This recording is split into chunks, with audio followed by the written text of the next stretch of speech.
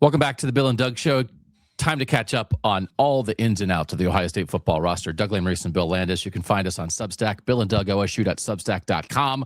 Landis, we have not talked about this on this feed. Let's go. Offensive line. What's in, what's out? We're just going to run through all the position groups and just talk about like what's in, what's out, what's the balance, right? Like it feels like this roster as we record this on Thursday afternoon for the Ohio State Buckeyes in 2026 has mostly taken shape for the most part.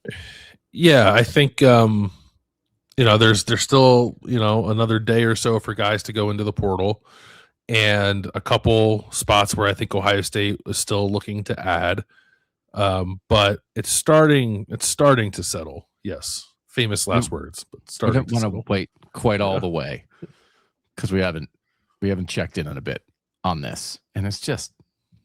But it's going to be done. It's going to be done soon. So it's going to be done. Mm-hmm. But we were even waiting for like some of the NFL stuff to double check on like, okay, guys, are they staying? Because some of that's as important as anything. And we'll start in the offensive line where there's nobody in the portal on this offensive line, Bill. But they do have 3 offensive linemen who announced that they were staying at Ohio State. And whether we thought that Austin Sareveld, Carson Hinsman, or Luke Montgomery were real threats to go to the NFL, they considered it enough to announce that they weren't. So that's 3 starters back. And if they hadn't gone 3 for 3 with those starters back, they might have had to think about adding a starter level offensive lineman. So this is one of these things, again, where retention is part of it. Again, if for the people who read us or follow us on Substack, we did a roster building thing in September. Then the 3 parts of it were the transfer portal, recruiting, and retention. And while Ohio State, as we speak, has 30 guys in the portal and they've brought in 12, retention also applies to like guys not going to the NFL. When we talked about the 2024 team, retention meant after the 2023 season, they probably had 10 guys with NFL decisions. 2 went to the NFL, 8 stayed to form the heartbeat of a national championship team. This is the kind of retention that you don't want to lose track of in the portal madness. Yeah, I think that's right. I don't know. I don't think like Luke Montgomery and Carson Hinsman's NFL prospects were probably super enticing compared to what Ohio State would be able to offer them. I do wonder about Austin Sareveld. Like there were some draft folks talking about him a little bit. Maybe even though he was a 1-year starter, I think perhaps had the opportunity to be like a day 2 guard, maybe like a late 3rd round pick a guard, 4th round pick a guard. So that's a pretty big piece, I think, for Ohio State to keep back. Obviously, he was our best offensive lineman last year. We all know that. So I know people were not totally enamored with the play of Luke Montgomery and Carson Hinsman throughout the entire season. I thought they had good moments and bad, but to keep those 3 in the fold and, guarantee that you're going to have 3 pretty old, pretty experienced guys there and then kind of figure out the rest around them, I think is a pretty good spot for Ohio State to be in. And I know that Ohio State, as it just like looked at the portal, did not feel that there were clear upgrades over any of those guys. Now that was before Jordan Seaton entered, but I don't think Ohio State's going to be in the Jordan Seaton sweepstakes. So keeping those 3 at Ohio State was a huge priority for the Buckeyes in the offseason. Yeah, it's when, Jordan Seaton, former 5-star recruit who a lot of people thought was going to go to Ohio State, and then Colorado kind of swooped in at the last minute and grabbed him, and he's been a 2-year starter at Colorado. I mean, the price on that's going to be through the roof, and it's just like if you think about what they have, what they need, you think about having someone like Ian Moore, who maybe seems ready to start at tackle next year, having someone like Carter Lowe as a 2nd-year player who might be ready to start at tackle. Like there's enough. If you really, really needed to, you could keep Austin Sareveld at tackle. We're thinking about him now as a guard, right? You think ideally the idea is Austin Sareveld start next year? I don't know. Like I go back and forth on it because I think Phil Daniels might need to play guard. So I guess it depends on who they figure out who they think their best 5 is, right? And that's the other thing with this. So I think they believe strongly they have 7 guys who should be ready to start next year. The 3 we're talking about: Phil Daniels, Josh. Is it 7 guys? Josh Padilla. Yeah. Ian Moore would be. Ian Moore. Yeah. And then Carter Lowe as a 2nd-year player, big time recruit, would not be ridiculous. I don't know that you make assumptions about a 2nd-year offensive lineman, but it wouldn't be ridiculous for him to fight for a job in camp and then be like, oh, man, Carter Lowe's got a little something here. Yeah, he's like, this is probably another show at some point. Like most interesting guys like in this winter workout, spring ball, can you make a jump kind of period, I think Carter Lowe is pretty high on that list. So, but anyway, that's what I was getting at was if they determine that like Josh Padilla is among the best 5 and maybe Phil Daniels isn't, then Austin Cerville probably has to play tackle. If Daniels is still in that top 5, it's basically the top 5 is the same as last year with Ted Gross swapped for Ian Moore. Then you have a conversation, I guess, about like Phil Daniels and Austin Cerville, who's better at tackle, who's better at guard. But I would love to see Cerville play guard because I think that's his more natural position. But you also like might need to play Philip Daniels at guard because of some like physical limitations. So we'll see how that shakes out. I do think Austin Cerville, boy, is he important. He just creates situations because he already did it in 2025, but now you can plan for him to be in this situation. In 2026, he's more of a plan. In 2025, I was like, man, like this left tackle thing is not working out. I guess Austin Cerville will play it. But now you can think to yourself, let's anticipate Ian Moore being ready to start at tackle. Let's anticipate Philip Daniels being ready to like make a jump at tackle. But if let's anticipate maybe Carter Lowe ready to be in the fight. But if only one of those 3 things happens and you're like between Daniels, Moore, and Lowe, you say, man, there's only one starting level tackle here right now, then Austin Cerville is your other starting tackle. And if you feel like Lowe, Moore, and Daniels, more likely Moore and Daniels are 2 starting level tackles for Ohio State, then Cerville bumps inside and you're ready to roll. But Cerville is he's your plan A. He's a plan A who can also be a plan B that makes your line work. So yep. Why is that valuable? Is there anybody, 5 guys out in the transfer portal? Devontae Armstrong, Isaiah Kemma, Tiger Shabola, Justin Terry, Javon McFadden. Anybody that's like, oh man, that would have been good for Ohio State to keep that guy. I would think it would have been good to try to keep Terry. It seemed like when they brought him in, he spent 1 year at West Virginia. They brought him in last year, and he was like, they never had to go to it, but it felt like he was their 4th tackle. And they used him in some of the jumbo stuff too, right? So I think he was a guy that could have been here, developed another year, been a depth tackle, and then in 2027 when you're probably looking for another starting tackle, maybe he's someone who's in that mix with like Carter Lowe and Sam Greer. I don't think it's a huge loss, but it's always nice to have depth, and I think he was probably the guy among that group that left that was most likely to be a part of that depth this year. Tiger Shabola signed with Kentucky, just couldn't try it again for a 3rd year as a starter. Yeah, this was not going to not where anybody wanted to be. All right, tight end in Mason Williams from Ohio, Hunter Welsing from Northwestern out, Jelani Thurman in the portal, Max Clare had an NFL decision, decided to go. Will Kazmarik's out of eligibility. This is Mason Williams, Hunter Welsing, and Nate Roberts as your top 3 guys, and also maybe like Welsing and Roberts working in that fullback role, and plus Bennett Christian's around, and you got a couple younger tight ends. Is this room okay?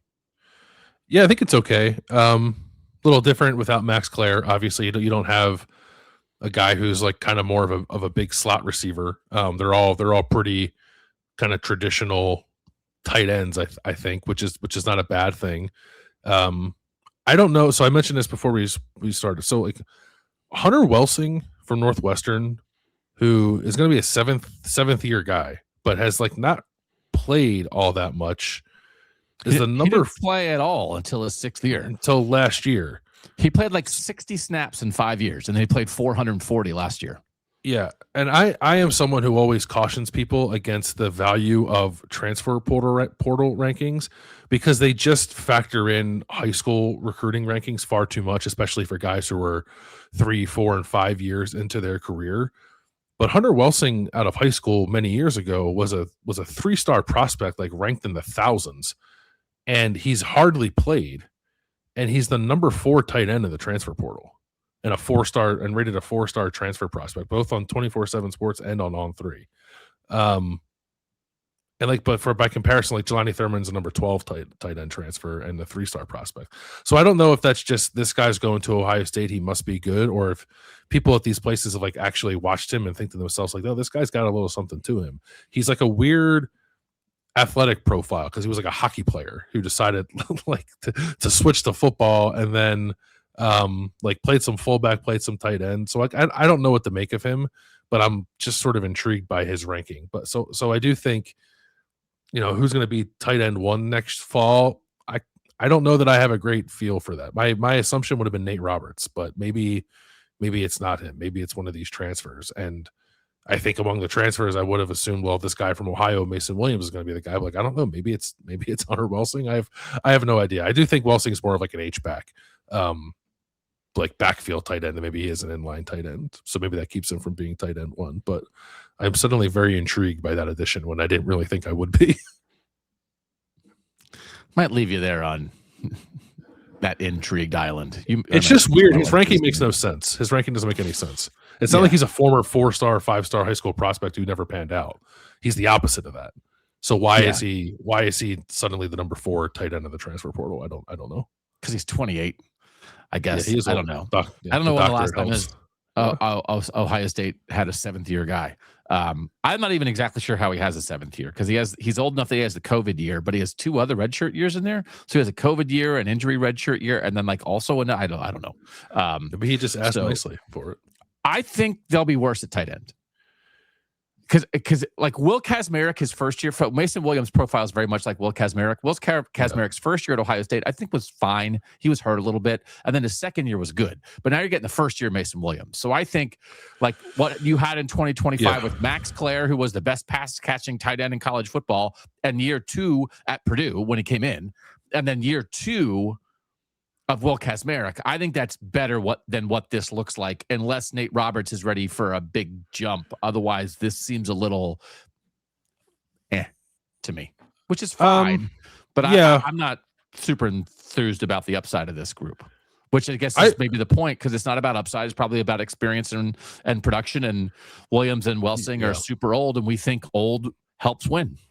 Yeah, and I think like Robert's recruiting profile anyway, like recruiting pedigree should have him like on the path to being a reliable, if not like ready to TE1 kind of going into a second year. So I don't know. I do think their 12 personnel is going to operate differently, and we can talk more about that later. But like without their 12 personnel was basically 11 personnel with a big slot with Max Clare. Like that, they don't have that now. So I'm interested to see how, because they're still going to play with 2 tight ends on the field sometimes. So I'm curious what that might look like with the room kind of shaping up the way it is right now. Okay. I think a little step back but like add Nate Roberts to the list of like super interesting winter workout, spring ball, is there a jump coming guy.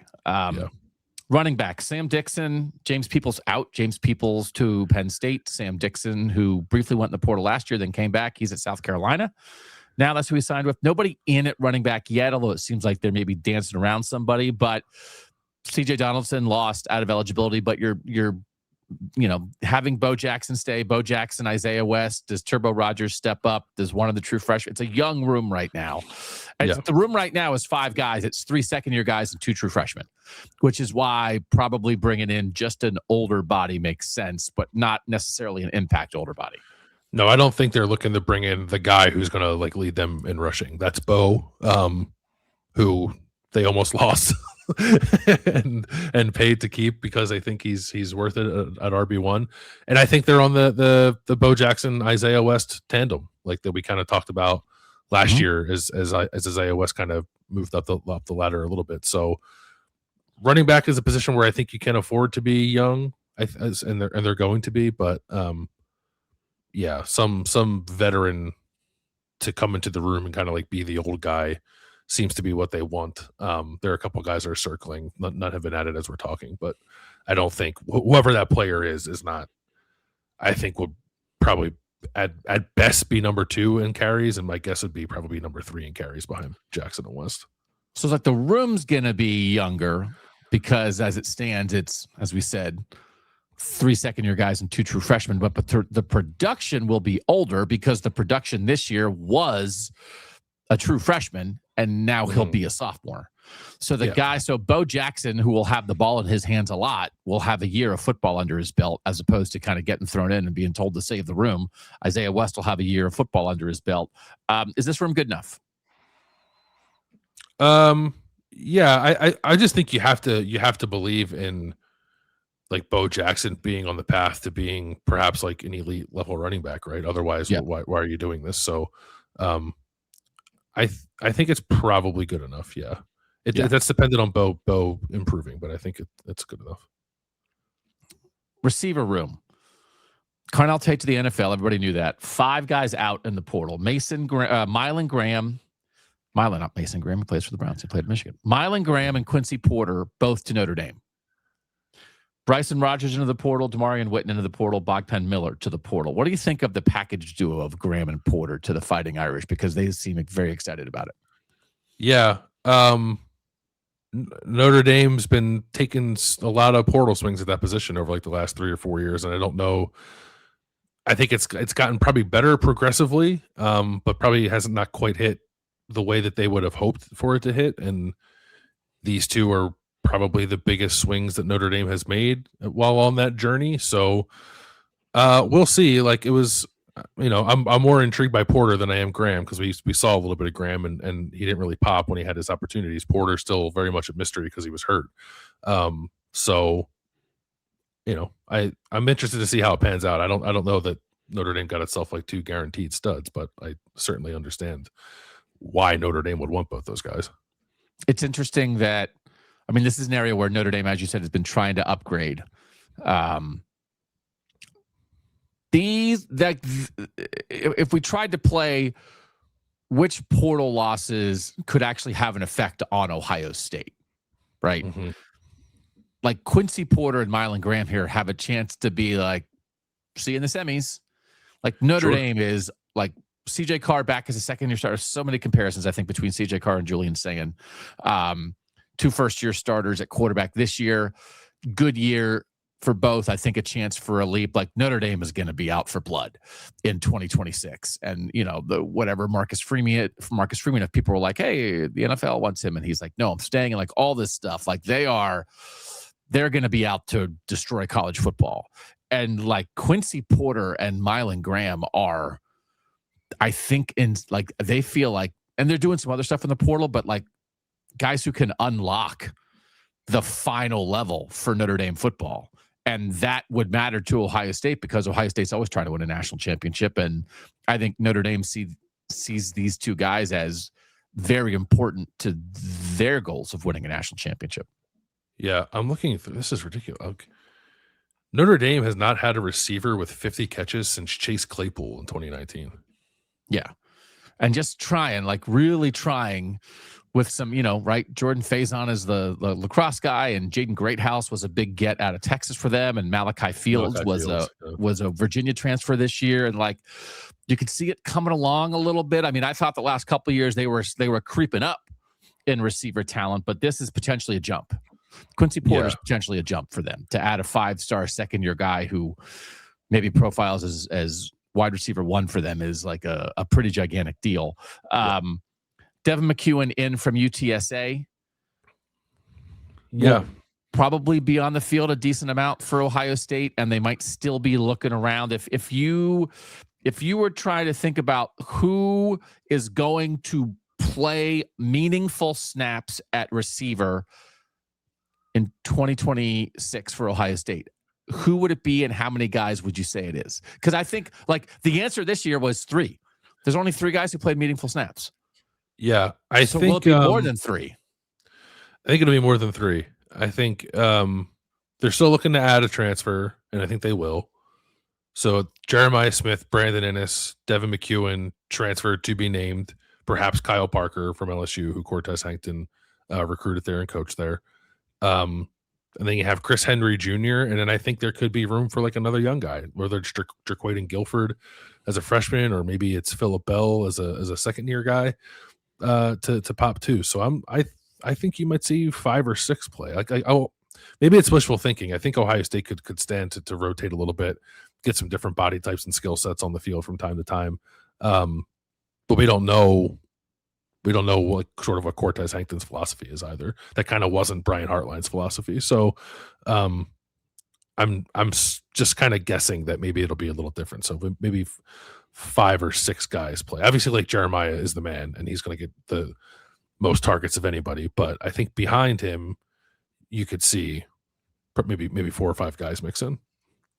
So, I mean, they're just rotation can be fun theoretically, but it's like, what, you're not taking Carnell Tate and Jeremiah Smith off the field, right? And the year before, you're not taking Marvin Harrison Jr. and Emeka Buka off the field, and they had too many guys that you wouldn't have taken off the field. I think they only have there's only one don't take him off the field guy in this group, because I don't even think Brandon Inniss rises to the level of like, you can't take that guy off the field. So now if you only have one can't take him off the field, now you could have 4 guys rotate through the other 2 spots and it would be fine. But the level where that room was, it would have been insane to rotate. And they haven't, I guess they haven't really rotated a bunch since like 2018, right? But like that room was kind of like balanced, right? Like there wasn't a star among the rest of the room. Like Paris Campbell and KJ Hill were good. It's like Johnny Dixon, Terry McLaurin, Austin Mack, Ben Victor are like all, at least at that time. I know Terry since then has become something different, but like at that time, it's like, and then Chris Olave right at the end. Chris Olave emerged at the end. So it's like, I think it made sense for that, but then the rotation like kind of died there, because then it was just like you had Kristen Garrett and then you had Marvin Emeka. Did they rotate a little bit at 19 though? Like, was Garrett Wilson? Yeah, they rotated. They rotated at X. They rotated at X a little bit with Ben Victor and a freshman, Garrett Wilson. Yeah. That year, Ben Victor had 51 targets and Garrett Wilson had 42 targets. And Austin Mack still played a decent amount. So, I mean, if you have a world where JJ doesn't come off the field and then Inniss, McEwen, and potentially another guy are 3 guys who have played, and then maybe you have a young guy or 2 who hasn't played, who deserves to play, then I think you're in a different spot. But as we think about development, as we think about keeping young guys on the hook, I think what Brian Hartline did in the past of you just have young 5-star receivers who are willing to come in and play like 0 because they know they're blocked by first-round picks is just a harder reality, both, I think, with the structure of the sport and with Hartline's special talent for that no longer being here. So it's a step down. I mean, like, this is like Carnell Tate's going to be a top 10 pick in the NFL draft.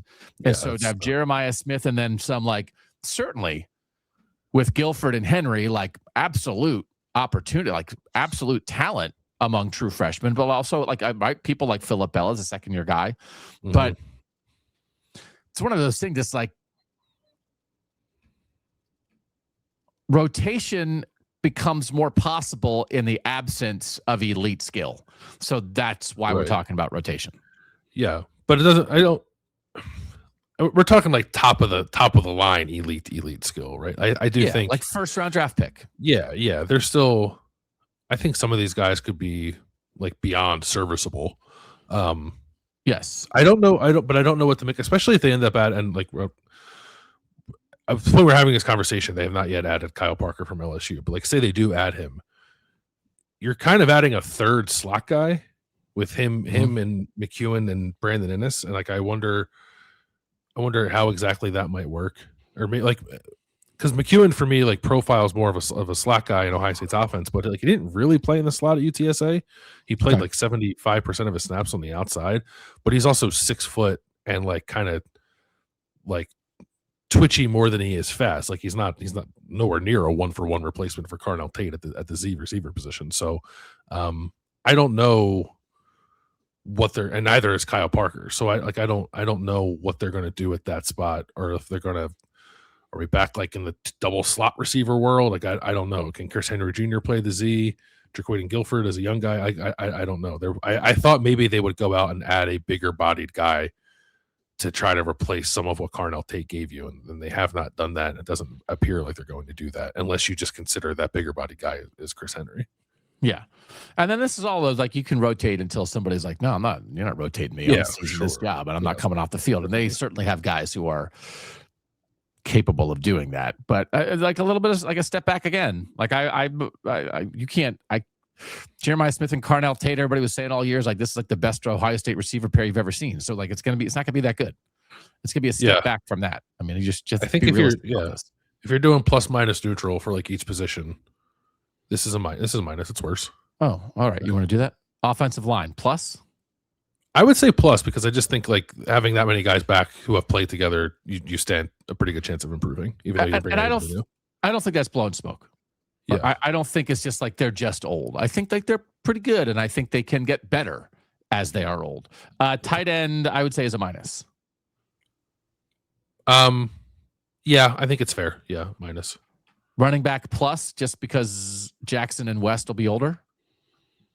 Yeah. Receiver minus. Yep. Quarterback position, Justin Martin in, Lincoln Kienholz out, signed with Louisville. Good luck to Lincoln Kienholz. Hope he wins that job. Hope he balls out with Jeff Brom and puts himself in position to be an NFL draft pick. And Jeff Brom has certainly produced quarterbacks. And if he can get Aiden O'Connell and Tyler Shuck to the NFL, I don't know why he couldn't get Lincoln Kienholz to the NFL. No offense to those guys. No, that's exactly what I thought when he went there. It's like some of the guys that Jeff Brom's gotten to the league. Lincoln's got some more tools than those guys do. They're starting. Aiden O'Connell and Tyler Shuck have both started in the NFL. Like, I didn't. Not to go off on a tangent. Do you know? I don't know if this is their opener. It must be their opener. Louisville opens with Ole Miss. Oh, where is it? In Ole Miss or Louisville? It's in Nashville. Oh, you want to go? Neutral set. Maybe. Yeah. Justin Martin in, formerly of UCLA and Maryland, has not really played a lot. Bigger body, but old guy in the room seems like a decent idea. And whether that makes him QB2, QB3, I think you and I had been talking about it on another show or just in talking. He might be like QB2.5, depending how that would go, right? What do you think that means?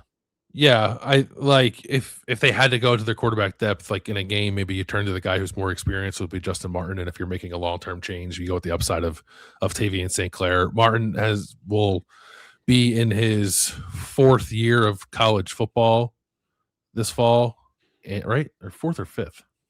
5th, I guess. Getting old. They're just getting old. There is a let's get old. Yeah. By necessity or by choice. Some of these things are like, I don't know, but he's old. But he's only played 84 snaps. So like he is old and not experienced. So at least not game experience. He's made one career start. I think it's an interesting ad, especially given his size. And I think he'll have an extra year of eligibility beyond this one because he missed basically all of last season at Maryland with an injury. He played the first game, got hurt, and didn't play again. Actually didn't throw a pass last year. So it's got more substance, I think, to it than the Tristan Gebbia, Gunnar Hoke kind of additions. Even though those guys actually were more experienced than Justin Martin, just talking about like upside. But yeah, I think veteran backup now and perhaps some insurance going into 2027 in case it turns out that Tavian St. Clair is not ready. Who's the most famous Justin? I'm surprised by. Who's Justin Bieber still? Justin Bieber, Justin Timberlake, Justin Trudeau. Justin Trudeau. Yeah, Justin. Yeah. What's Justin Timberlake's most famous song? I got my suit on. What's that called? Got my suit on. I think it's Sexy Back. Oh yeah. No, I'm just trying to think of, because we're replacing the presidential package, and if Justin Martin is big, the sexy back package. Ryan, do you think you could use the sexy back package in short yardage? Put in a bigger quarterback. Oh, thank you for. I knew we'd get there. I was going to go with the baby O package, but sexy back package is better. I don't know. There's not really much rushing production to speak of. Again, because he only played 84 snaps. But yeah, maybe they can use him as a little bit of a battering ram. He's like 6'3". No, he's like 6'5", 230, I think. I think I'm going to go with the bring in sexy backage is the Justin Martin when you put him in the game. Bringing sexy. Okay, the kicker is Connor Hawkins, who magically arrived from Baylor and just decided he was going to Ohio State. very, very quickly. Yeah, just the sure of himself young man who knew where he was going. Yeah, just some kid from Texas who had never been to Ohio in his life and was like, I need C-bus. I need a little C-bus. So he has made a 50-yarder in his life, which puts him ahead of the game at Ohio State. Yeah, 2 game winners last year at Baylor. I really hope it works out for him because like I have never seen people get that excited about a kicker before in my life. I think the tweet announcing his transfer has like 1 million impressions from Hayes Falls. Oh, really? Because people are so desperate. And like, whatever, Jaden Fielding was out of eligibility and Ohio State desperately needed a new kicker. We have talked about the volatility of college kickers, so who knows? But this guy has made 3 50-yard kicks and has made 2 game-winning kicks, which is more than you can say for Jaden Fielding, I guess. Yeah, I will warn people. The last time I have been around people who were this excited about a kicker is when I was still doing Browns stuff, and the Browns kicking situation was a mess. And I remember I interviewed Cade York at the Combine, and I was like, will you come save Cleveland sports? And he was like, yes, I will. And then the Browns drafted him super high, and then he made a game-winning kick on the last play of the game in his first game as a Brown, and then like fell off a cliff, and that was it. And so it was. He's not even in the league anymore, right? I think he's listed as a New Orleans kicker, but like it got south fast. So he is in the league. Yeah, he made 60. Oh, no, that was last year. He made a 58-yard field goal on the last play of the game to win the opener 26-24 in 2022, and it was like he is going to be in the Browns Hall of Fame, and then like he didn't make a kick the rest of his Browns career. So also from Texas. Here's the thing about this that I think is like this is the point. People I think justifiably were upset at like second year Jaden Fielding, because in year 1, when he missed 2 field goals against Michigan, it was like, oh, I don't know if this is a guy that can be trusted in big game situations. And then they just brought him back, brought in competition, kept him as the starting kicker, and then he missed field goals in their 2 losses, their 2 biggest games of the year. And so it was like you sort of felt like you had proof that this guy didn't make big kicks, and then you did it again. So Connor Hawkins like comes in fresh, and I don't think you can like I don't think people in the 2024 season, people weren't like, oh, Jaden Fielding, I don't know about this. Like it was fine. He's the kicker. He made most of his kicks. It's all good. He didn't have a huge leg, but it was fine.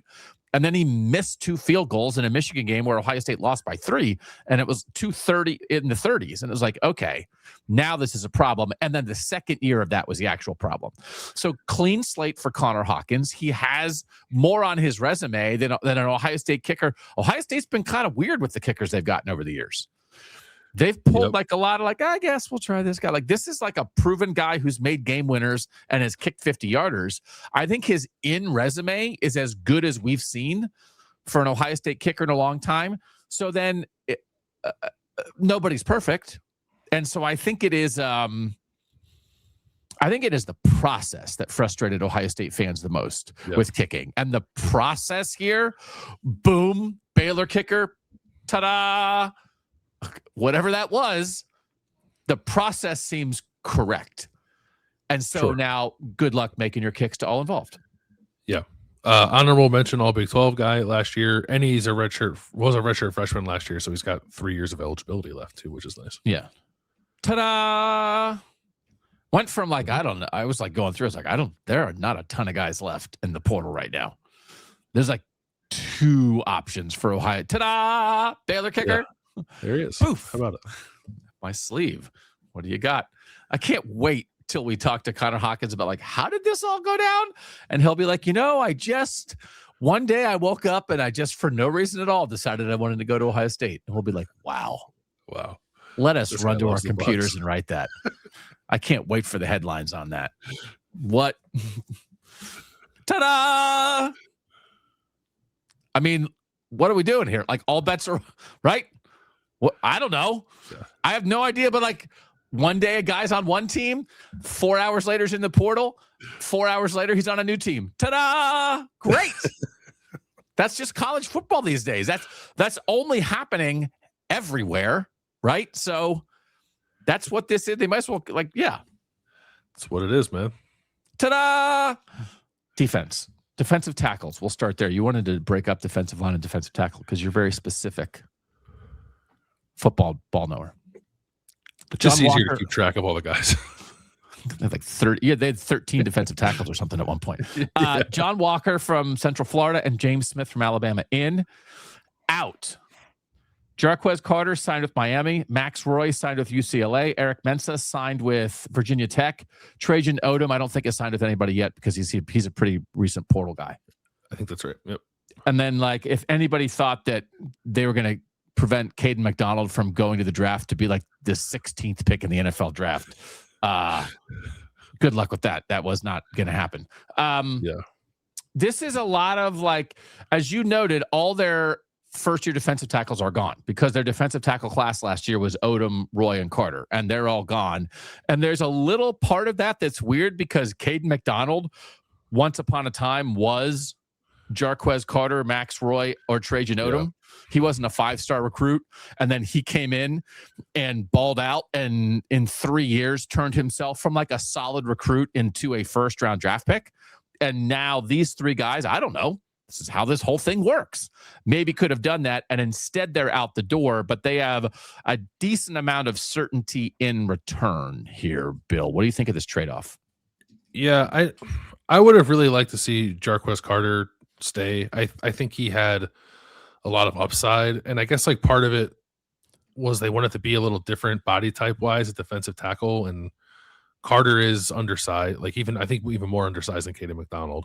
So, and like Smith is slightly bigger, and John Walker is definitely bigger. John Walker's like 6'4", 325, and James Smith is 6'3", 300-ish. So like they're bigger dudes. They're older guys. They've played a lot more.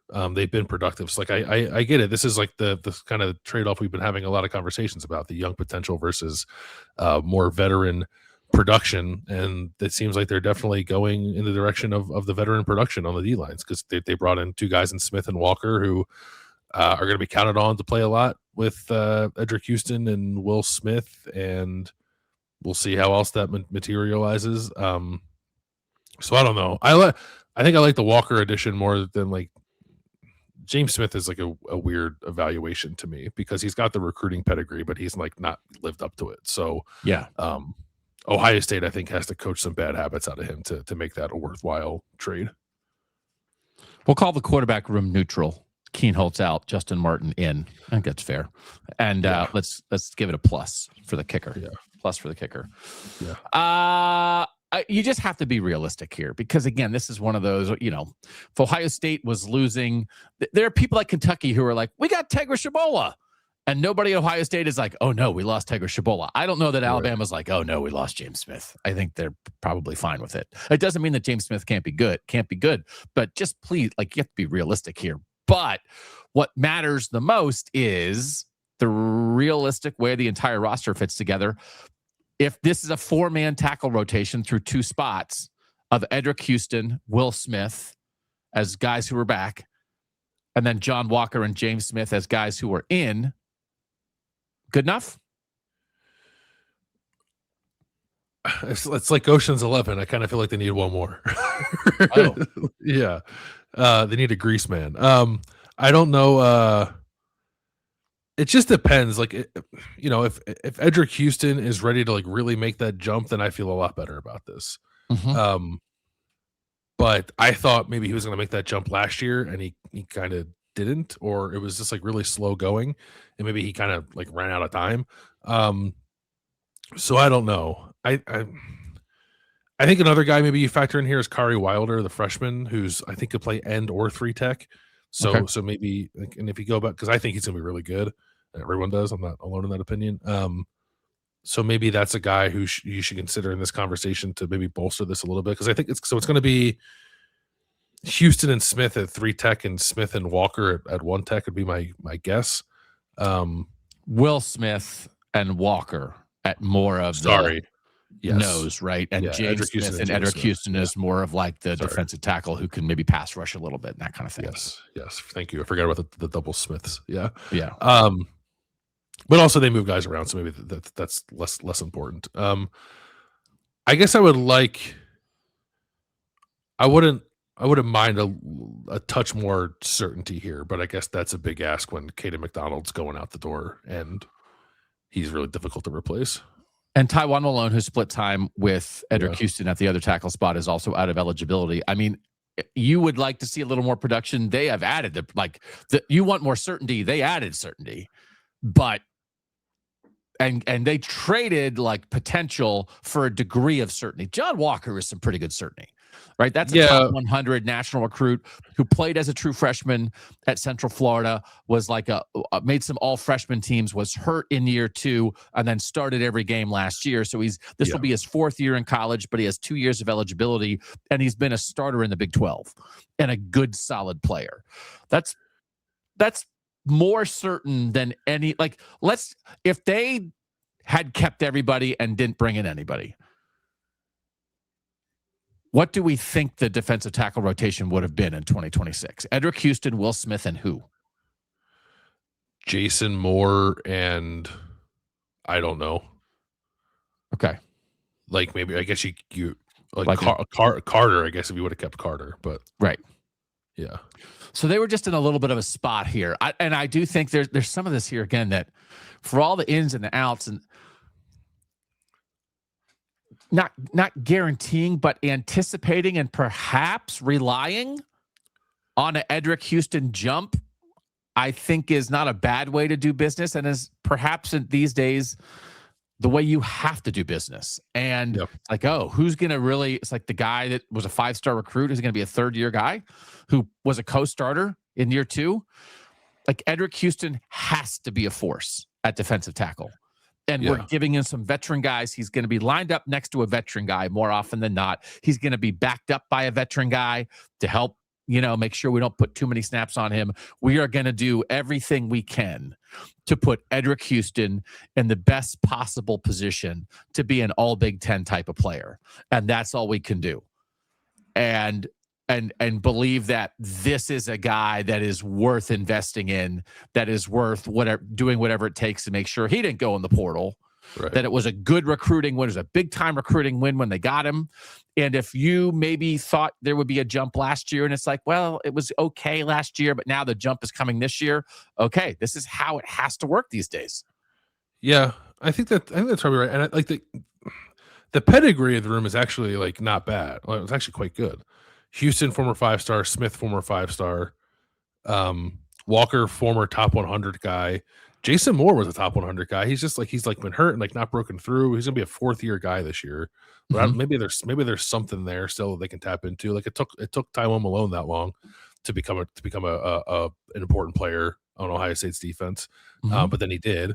And then especially if you're including Kyrie Wilder, like Kyrie Wilder is a borderline 5-star guy. Some people had him as a 5-star and like one of the better defensive linemen in the class. So it's not like they're short on talent. I think the biggest holdup for me is with Smith, because he's sort of like a combination of production and projection, because he's like not been terrible. I don't want people to think that, but like he was like a top 5, I think, defensive lineman in the 2023 recruiting class, and he's not played up to that like really at all. So, but I guess if you're Ohio State, you think, well, to this point, he's been pretty good. We know he's got this underlying talent that made him what he was coming out of high school, even though we're going to be 4 years removed from that now.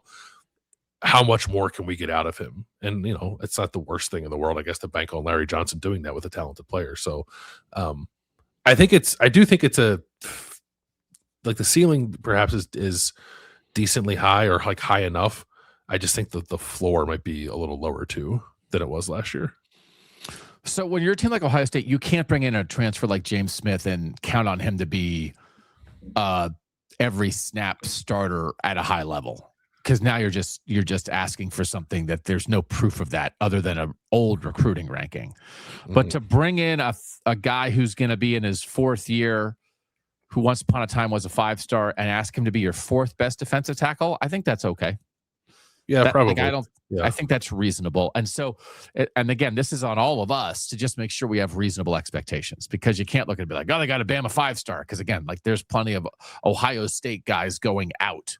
There's like a decent amount of this that is just like swapping chairs on the question mark boat. And I don't. So like, we traded our question mark to that team, and they traded, and now we wound up with a question mark, but You can't go too far with it. Caden McDonald was so good this year. Do we have to assume this is a minus at the moment when you lose Caden McDonald? You're not exactly sure how you're going to replace that. He's so good. Yeah, I think so. Yeah. What a fine fellow. Edge. Getting Kenyatta Jackson back, which was officially announced on Thursday morning, was a very big deal. It's one of those things like, well, yeah, I kind of thought he was going to come back, but like that. Mm-hmm. That changes again. If that would not have happened, it would have changed the calculus at defensive end, right? If Kenyatta Jackson would have gone to the NFL. Absolutely. They would have had to, without question, go out and get another defensive end. Okay. So then otherwise, 4 out, CJ Hicks to South Florida, Logan George to Washington, right? Yes. Yep. Dom Kirk's not signed yet. Joshua Mickens not signed yet. Quay Rasaw from Alabama also in, just like James Smith. But what's the edge rotation in your mind at this point? If you had to guess who plays meaningful snaps at defensive end for Ohio State in 2026? Because also Caden Curry out of eligibility. Jackson, Kenyatta Jackson, Zion Grady would be my projected starters right now. Quay Russaw and Bo Atkinson playing behind them. Okay. Which is not an unreasonable expectation. Zion Grady played some as a true freshman this year, right? Mm-hmm. Second-year guy, big-time recruit.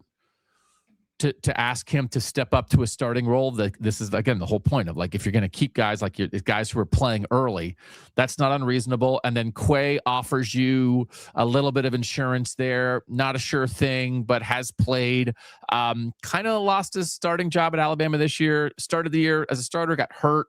Somebody else played well while he was out, and like his role was reduced when he came back. So it's not just like, oh man, this guy didn't get it done.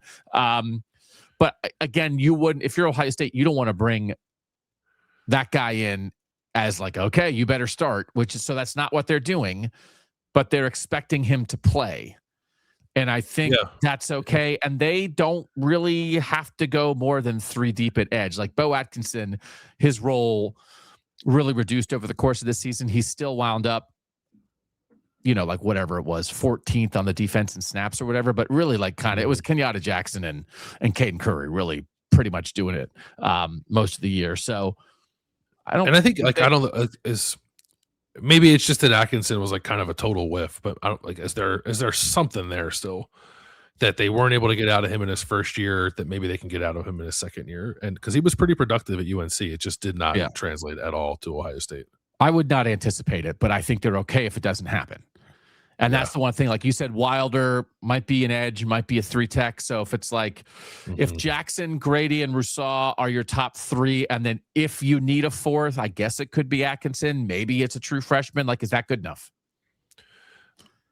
I think it's probably a little short of where it should be. There's also, as we're having this conversation, the Desir twins from Florida State are in the portal. Darryl Desir, who's an edge, and Mandrell Desir is a tackle. They're twin brothers who were freshmen at Florida State last year. Ohio State will be in that mix. I like their prospects of actually getting them. I don't know, but they'll inquire, I guess.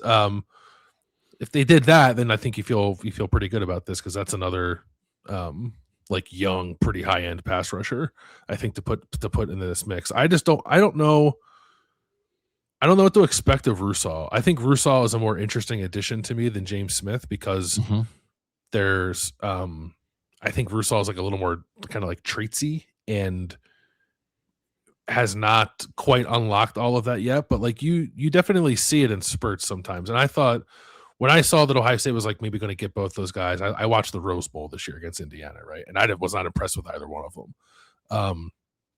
I reached out to somebody who like knows Alabama more than me and said, like, what's up with these guys? Because I'm not seeing it. He said, like, well, watch for Smith, like watch the South Carolina game. And I did, and I thought he was better.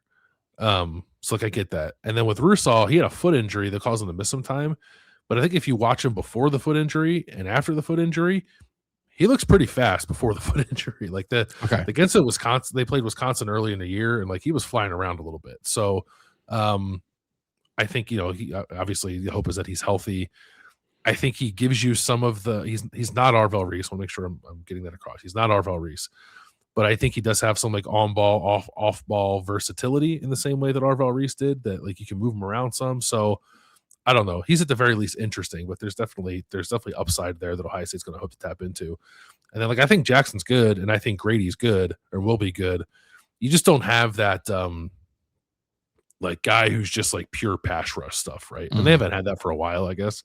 But I was hoping maybe they might add that this offseason, and they kind of didn't. So probably a minus with losing Caden Curry, right? Or do you think it could be neutral? Curry was really good, but I don't know. I like Grady. I think Grady can be like a suitable replacement for Curry.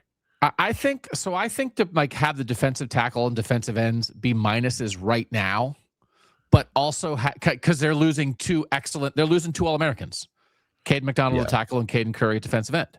And so it's like, okay, I don't see any sure thing All-Americans here, but could Edric Houston be that? Yeah.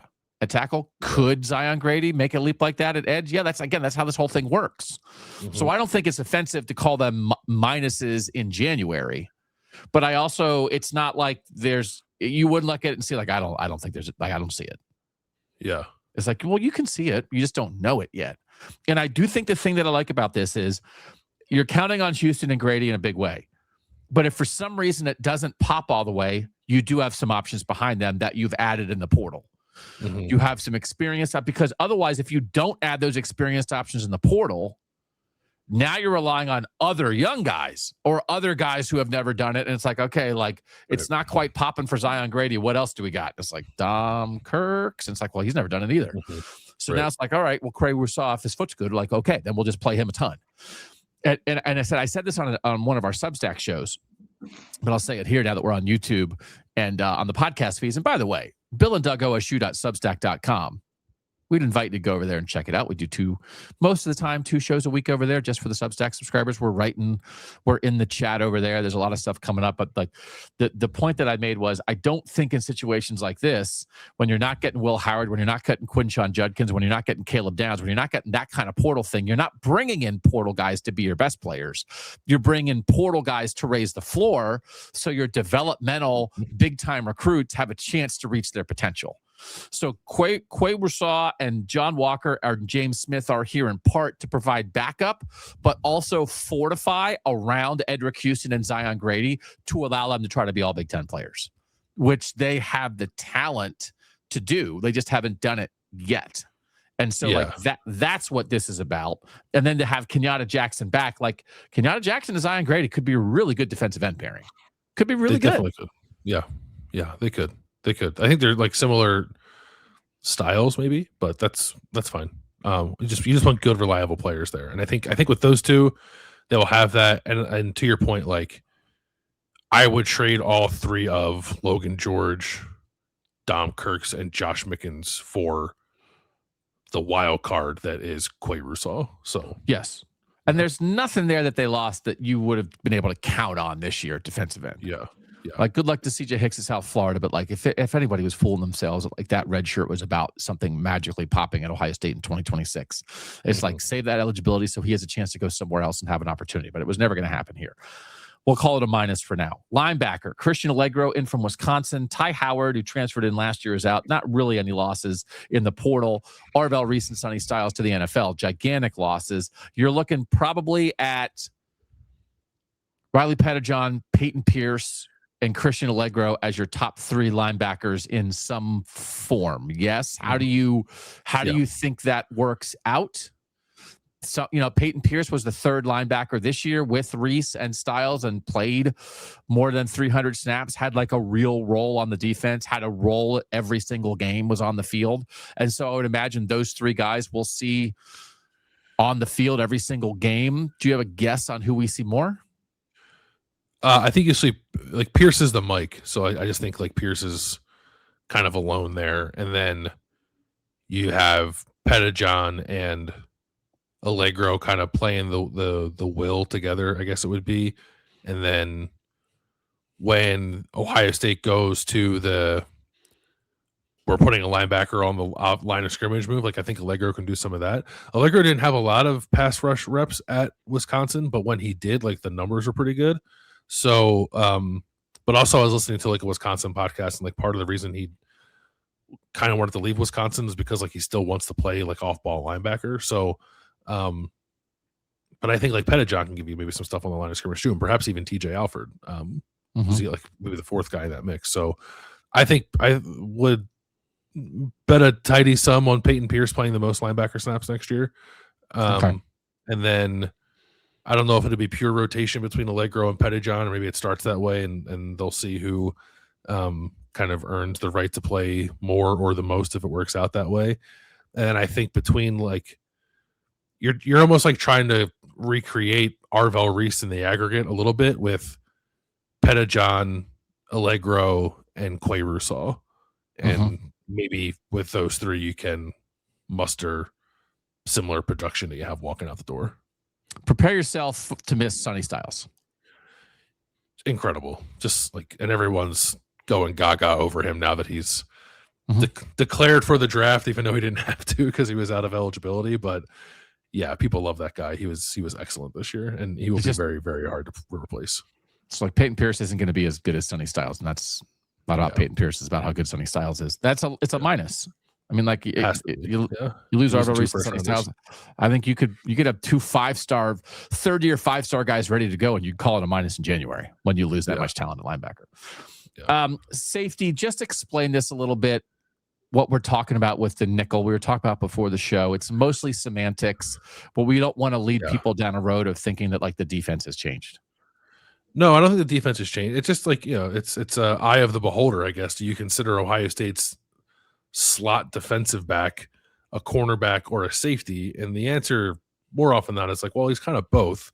And it just sort of depends on the body type. Like, I think you could say, if you want to go all the way back to Tanner McAllister, or frankly, even like Sean Wade. Like Sean Wade, probably more of a corner. Tanner McAllister, more of a safety. Jordan Hancock, maybe a little bit more of a corner.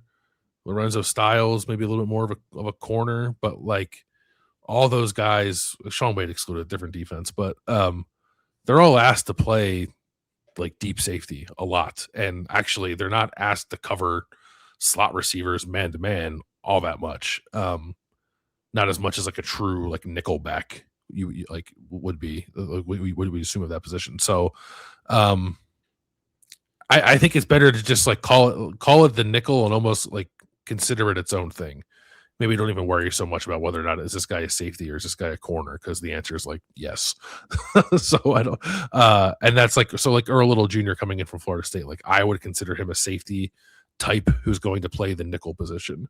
But he has, I think like in high school, he might have been considered a cornerback, but he played safety at Alabama and Florida State. So we'll call Earl Little Jr. from Florida State and Terry Moore from Duke, 2 safeties in. Fahim Delane, top 100 recruit, was only here a year. That's a loss in the portal, out. Malik Hartford out. Keenan Nelson out. This is Little and Moore are going to start. And like, if you would have projected stuff in the offseason, you probably would have projected Delane. Like, this is a pretty clear example of getting older here. So as you think about this, Jalen McClain is going to be a starting safety. Terry Moore is going to be a starting safety, and Earl Little Jr. is going to be a starting nickel.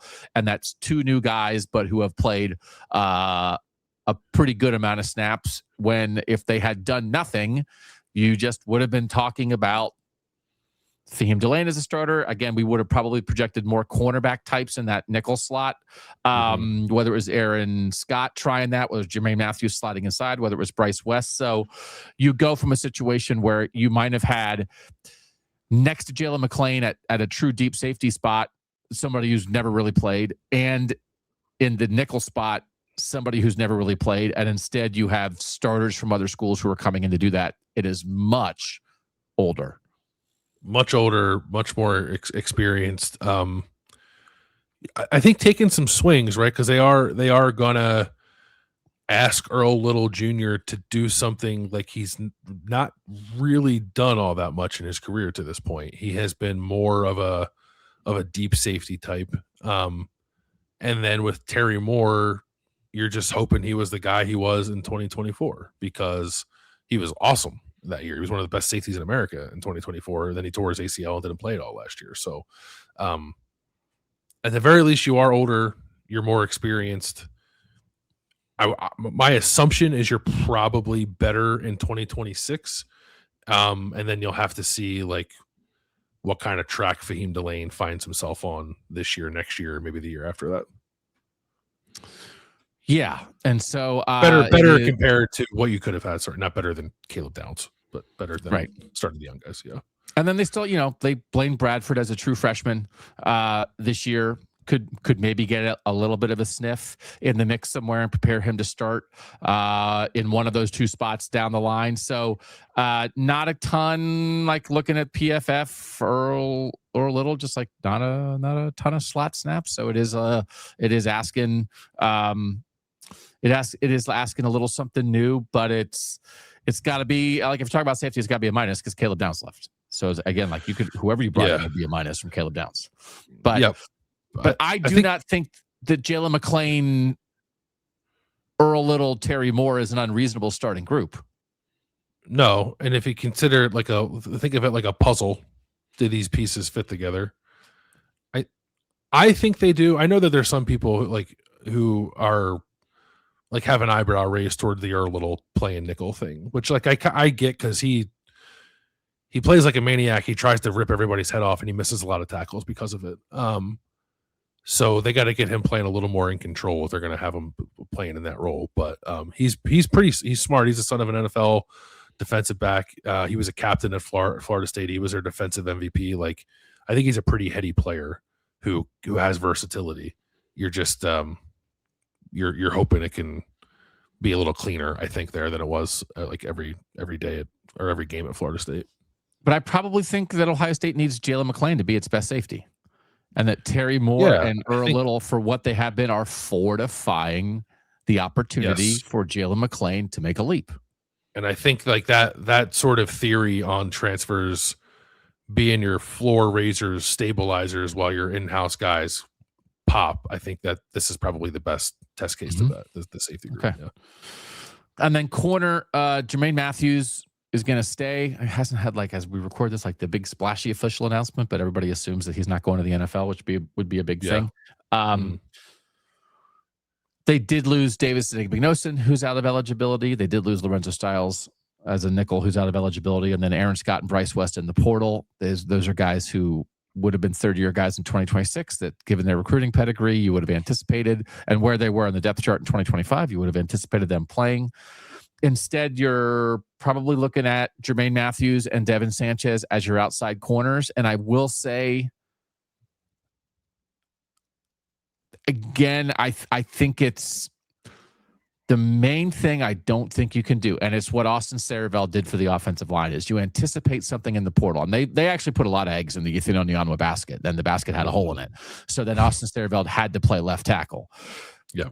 If Earl Little is not a slot, then I think Jermaine Matthews can be your slot, and then you're going to wind up asking somebody else has to step up and start at outside corner. Could it be one of the two incoming freshmen? If they add another corner, which it seems like maybe they're trying to do, Cam Calhoun is a name that's been out there, former Michigan guy, former Utah guy, former Alabama guy. I actually kind of at Utah, I thought he was pretty good. You're trying to give yourself enough options that if plan A doesn't work, you have a plan B. I think Jermaine Matthews can play the slot. That's not the plan. But if you have to that's what they did this year. When Lorenzo Styles got hurt, Jermaine Matthews played the slot, and Devin Sanchez came in and started at outside corner.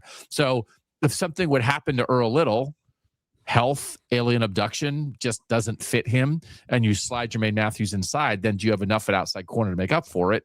You might end up going to a true freshman again, someone like Jay Timmons or Jordan Thomas, right? But given their recruiting pedigree, that might not be a ridiculous thing. So, like, again, I think your puzzle piece, I think there's enough puzzle pieces. Yeah, if they add, I think they need to add another one. One, they only have 6 corners, and I'm trying to remember many years ago, Ryan Day ran through the whole thing and gave us the numbers they wanted each position group. Now I'm sure that's very different in the revenue share NIL world, but I think at the time that number of corners was 8, and they're too short of that now. But it just depends, is your slot a corner or a nickel? Because I think it's the shorthand on all of that kind of is 4 deep.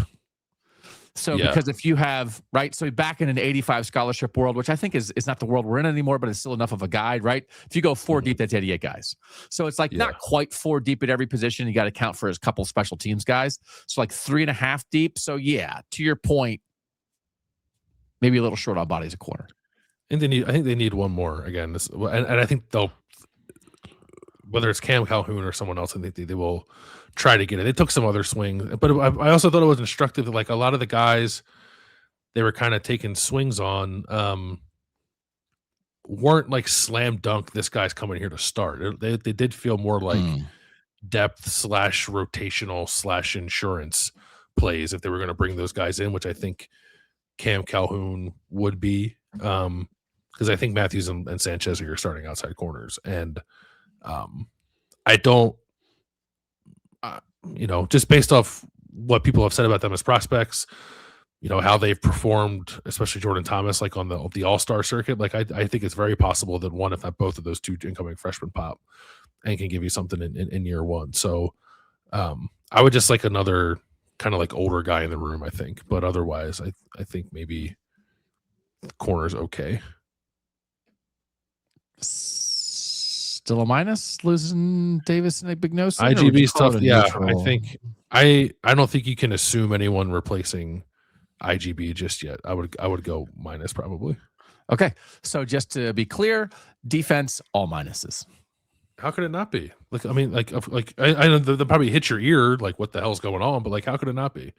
Like, based off all the talent they had on defense last year, doesn't mean they're going to be bad on defense, but it just means like, yeah, there's some pretty big shoes to fill. I mean, it is, and the people to fill them are not always in the transfer portal, or at least they didn't. The people that would be like, absolutely, we nailed it. Like, this guy's going to be better than we had. Like, I don't know that they could have done that. Even if they brought in some different types of transfers, right? They're just really good. January minuses, I don't think are a panic situation at all. Like no, May minuses, or maybe like August minuses. Like, oh my God, we are much worse there. That's a different situation. Defensive tackle, lost an All-American, minus. Edge, lost an All-American, minus. Linebacker, lost 2 All-Americans, minus. Safety, lost an All-American, minus. Corner, lost the guy who Ryan Day said multiple times sort of transformed the cornerback room, minus. Yeah. Defense was really good in 2025. It was. Yeah, it was. Offensive line, the biggest question mark in 2025, plus. Tight end, minus. Running back, plus. Wide receiver, minus, because you're losing a first-round draft pick. Quarterback, probably neutral, then kicker, plus. So it's like honestly, it's like the positions that were the biggest problems in 2025 are now pluses. Yeah. Primarily because they're older, and plus they stole the guy from Baylor for kicker, and then everything else where you were really good is a minus because you're losing great guys, and we just don't know yet. But again, even at corner, it's like, okay, but you're putting stuff on Devin Sanchez at corner, Jalen McClain at safety, Riley Pettijohn and Peyton Pierce at linebacker, Zion Grady at edge, and Edric Houston at defensive tackle. And you're asking them to make the kind of jumps that Caden McDonald and Arvell Reese and Davis Nagmagnosin and Caleb Downs was always good. But that Sonny Styles made a leap in 2025. And so this is just how it works. As much as it feels like, oh my gosh, so much has changed. Here we are at Ohio State, and they are anticipating second and third year players with high recruiting pedigree to step into starting roles and be very, very good. And that is how they will be a good team. That actually sounds like really familiar. Welcome to the last 100 years of Ohio State football.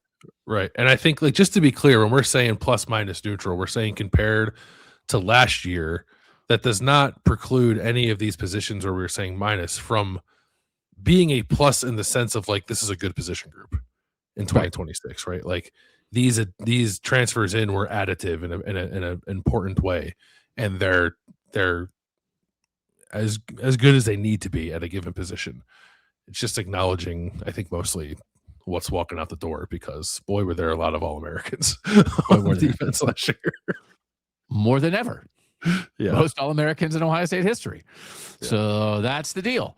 But again, I just remind yourself, it's not about Christian Allegro is not here to save the defense. Riley Pettijohn is going to help determine how good this defense is. Quay Wissa's not here to say the defense. Zion Grady is going to determine how good this defense is, right? Like this is all this reminder of all that kind of stuff. It's still, and again, I'm sure you guys have been having these discussions out here in the world as Ohio State fans. We've certainly been having it with our Substack audience. There's some frustration about like, does recruiting even matter? I can't get invested in guys anymore. And like, we just named like 5 guys on this defense that like how good this defense is going to hinge on. And it's all guys that you followed in recruiting. You guys remember when Edric Houston signed with Ohio State? That was a pretty big stinking deal, wasn't it? Getting Edric Houston, big deal. It was, yeah. Getting Riley Pettijohn, kind of a big deal. Yeah. Getting Devin Sanchez. Are they all from? Is Edric Houston from Texas, or is it just because his last name? No, he's from Georgia. Yeah. Okay. But like they got Edric Houston from Georgia, Riley Pettijohn from Texas, and Devin Sanchez from Texas, and those were all huge signings when they got him. From Alabama. Zion Grady from Alabama. It's like they dipped in and won 4 gigantic national recruiting battles for high-level defensive players who now hold the fate of Ohio State's 2026 season in their hand. Yeah, that's like it always was. I mean, it's like James Laurinaitis just got elected to the College Football Hall of Fame. Congratulations to James Laurinaitis. I remember when James Laurinaitis like held Ohio State's defensive future in their hand in 2006, and like it was fine. Yeah, like it's just. Again, this is not. I don't think this conversation is not making anybody nervous. You just have to be realistic and understand like what the deal is, and to your puzzle analogy, how the pieces fit together. Yeah, and I think I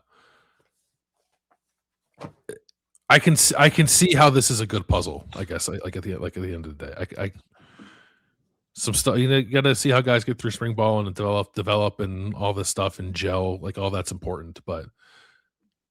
The best possible version of all this, I think, is a pretty good defense still. Yeah. Yes.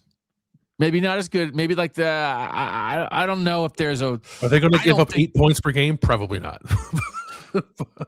Is there any chance that this defense can be as good of a defense as one that had Caleb Downs, Sonny Styles, Arvell Reese, and Caden McDonald, and Caden Curry, and Davison Igbenogson? No. There's going to be a step back. But it doesn't have to fall off a cliff. I don't think anybody's anticipating it falling off a cliff. Hey, Ryan, there's no way your defense can be as good as last year, right? Like, so, I mean, that's. But that's just acknowledging reality. Like, no, they gave up 9 points per game last year. They have 13 touchdowns in 14 games. They're going to have 5 defensive players in the first 15 picks of the draft. Like, it's insane. So, plus Cornell Tate. Anyway, remember we were worried about how the defense is going to be good enough coming into 2025. I mean, how could they be as good? They lost so much. Well, watch this. That is the thing. That is actually in the end, as much as the 2025 defense set a standard, it also should provide hope and optimism because Sonny Styles wasn't the Sonny Styles he became. The only guy who was that guy is Caleb Downs. But you did not know what Arvell Reese and Caden McDonald and Caden Curry were going to do. You didn't know that. No way did you know that. So no. All right, they'll do it. Come join us on Substack. Hit the bell on YouTube so you get notified every time. Does the bell sound? There's a bell sound on your phone. Ding a ding a ding ding. Bill and Doug did a video. Ding a ding a ding ding. Tell a friend. And we appreciate you guys being here for now. He's Bill Landis. I'm Doug Lesmerises, and that was the Bill and Doug Show.